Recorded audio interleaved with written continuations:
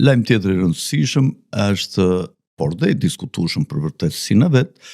është lajmi që ka shpërthyer në shumë portale dhe në shumë media për zëvendës kryeministren Balluku, e cila pasi është thirrur në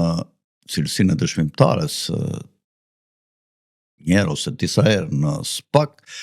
më së fundmi është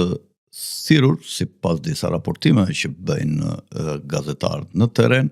nga SPAK-u ditën e hënë, ku I kërkohet sipas tyre që të paraqitet edhe me avokat mbrojtës, çka e dyshime se ajo do të jetë, nëse kjo është e vërtet, do të jetë në statusin e të pandeurës, sepse edhe pse SPAK-u nuk ka bërë asnjë prononcim